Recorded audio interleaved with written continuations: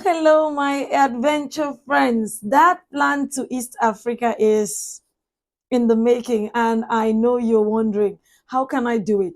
I will be sharing with you today how you can go from Rwanda to Uganda. And it, in my opinion, was the easiest, maybe not the fastest, but the cheapest trip I have ever. All right, maybe that's an exaggeration. In a few minutes, I will tell you why it was so smooth. I had little or no trouble at the border or anywhere at all in this whole trip. It indeed was an awesome time on wheels. Of course, there was something that happened in the middle of the trip, and I'll be sharing the details in a few seconds. Stick true. Let's go. Very few road trips will start and end without some little drama. My trip began from the famous Nyabogugu Central Bus Terminal, where I was able to buy a ticket in the morning. Of course, there are many trips that were without drama. This one had a tiny little drama. Inside the calm, big 70-seater bus, we got to one corner. I have no idea which corner because I wasn't using Google Maps, by the way. And the bus just decided not to continue. I must warn you and inform you.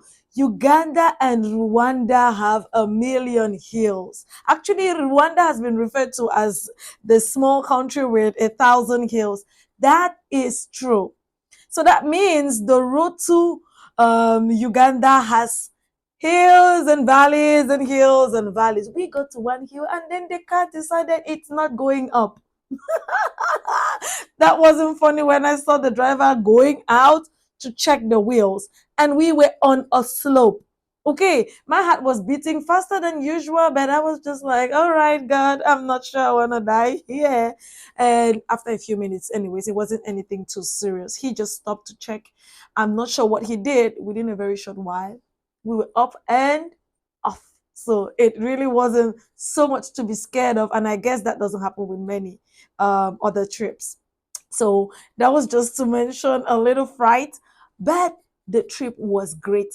The roads have a million roadblocks. I guess the governments of Rwanda and Uganda made an agreement to, preserve people's lives. It has a lot of stops. So that means actually my sleep was for people who are light sleepers like me, maybe not this trip because it was a lot. However, the road was smooth. The governments have done an awesome job. It was fairly express, in my opinion.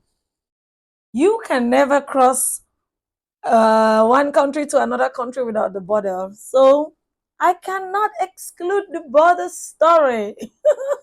Not in this one because it was the fastest, easiest, and I'm running short of superlatives to explain this. Honestly, this was my easiest border crossing. Why did I say that twice? I have no idea why I said it twice. But I'll tell you. When we arrived the border, it was almost midnight, I think, or a few minutes past midnight.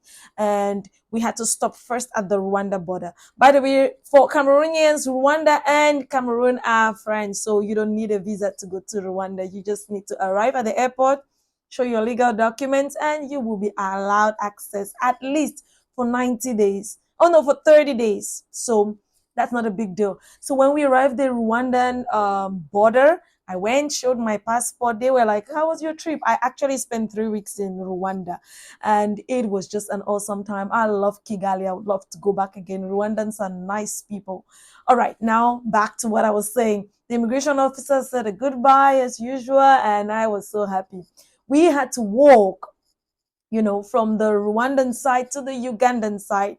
And there we also met some, immigration officers at the offices. They asked me a couple of questions with a little bit of surprise because, of course, they don't see Central Africans traveling there for reasons I have no idea about.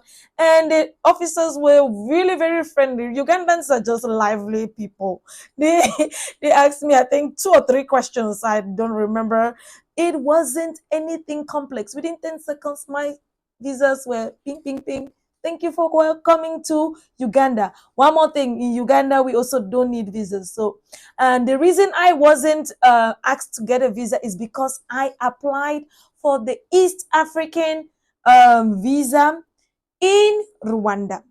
So the East African visa, you can travel Rwanda, Uganda, and Kenya. So that's the visa I got, and it was very, very easy to move from Rwanda to Uganda without needing an extra Ugandan visa. I hope that makes sense. So instead of taking different visas from Rwanda and Uganda, I recommend you take the East African visa.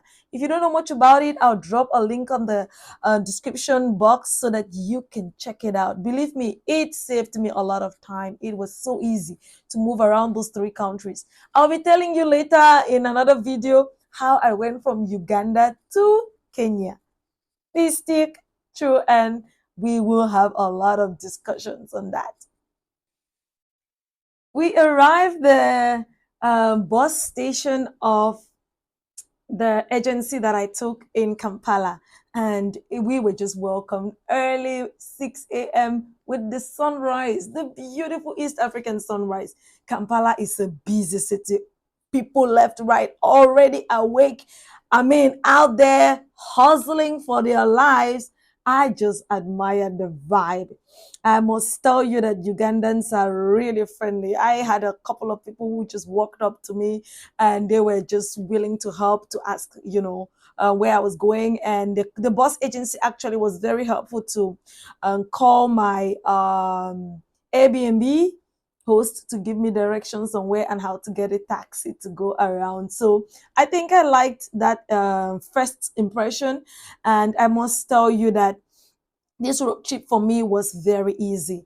I think the only thing that was a bit strange was the bus that didn't give snacks. I was expecting a little bit of snacks, and the bus was not extremely big. So if you are very tall, maybe the leg room wasn't that much. However, I loved it. It really was easy. I almost didn't feel like I did something stressful, if that makes sense. And so I recommend you bring your pillow and a little blanket. The AC wasn't too much, so it was fairly good.